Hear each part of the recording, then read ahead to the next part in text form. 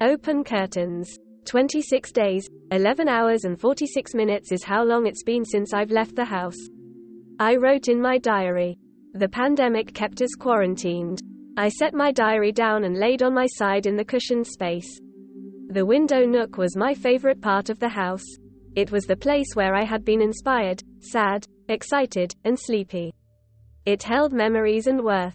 Not only because it was comfortable, but I could look out my window and see my neighbor Elliot through his window. Sometimes I'd just gaze at his closed curtains, waiting for his to rip them open, poke his head out his window and say, "Hey Casey Lynn. What's up?" Like he even knows what my name is. One time I even threw a small pebble at his window, but to my dismay, he never opened the curtains. There were rare times when the curtains were opened, and I could see a sliver of Elliot doing the things he loved most. Reading, filming his own little movies, or even pressing flowers. Only once had he spotted me watching. I had been staring forever, just trying to get him to look. But when he did, I fell out of the nook and onto the hardwood floor of my bedroom in surprise. Ever since then I have been very wary of not being spotted. Today his curtains were slightly open to my delight. Going to sit in my nook had been the most exciting thing today.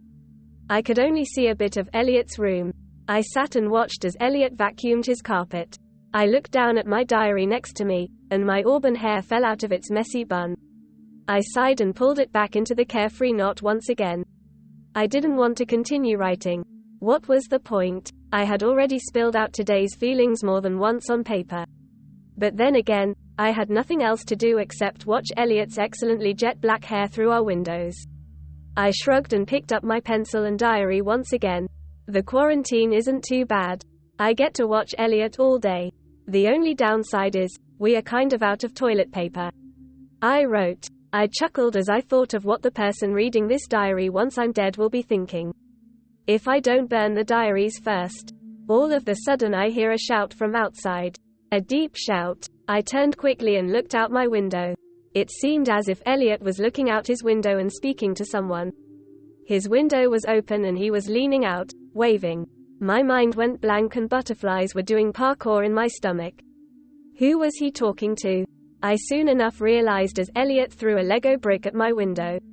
My body jolted at the realization.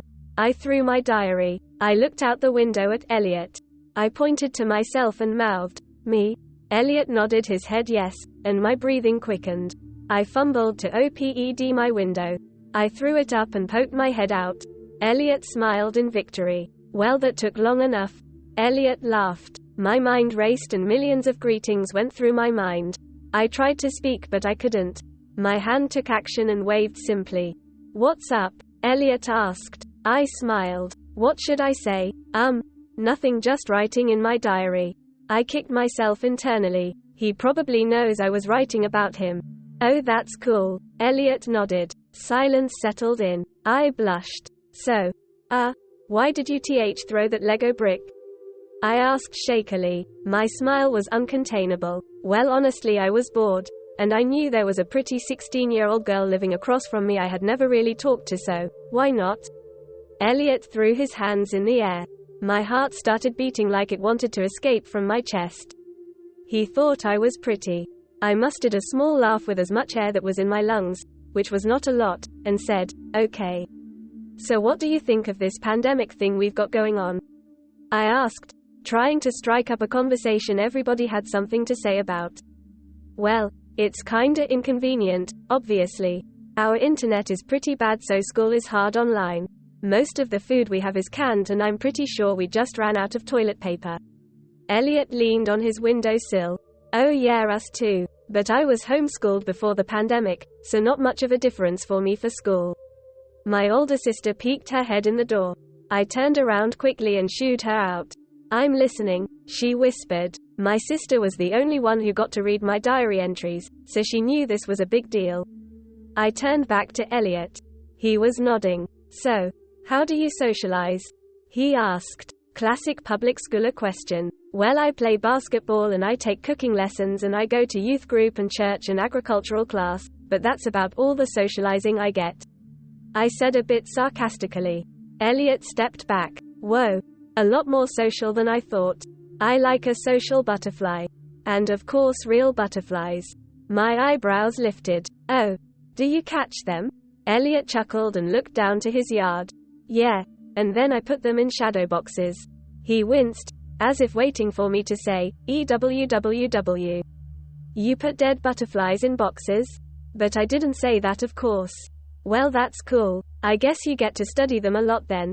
Elliot nodded. What do you like to do when you're bored? I smiled. He was interested in me. I like writing, making jewelry, sometimes I make YouTube videos. Elliot looked impressed. That's awesome. I bet your channel is amazing. I like talking to neighbors. He whipped his dark as midnight hair to the side. I giggled. Suddenly a high-pitched call came from inside Elliot's house. Elliot huffed. That's my mom. Time for me to go take my little brothers to the park because for some reason they're a little bored. He wiggled his eyebrows and I laughed. What's your name? He asked. I sucked in a breath. Make it good. Casey. My name is Casey Lynn. I looked down and my hair fell out of its messy bun again. Elliot watched and smiled. Talk tomorrow, Casey Lynn? I nodded. Talk tomorrow. Elliot retreated back to his room and shut the window. But he left the curtains open.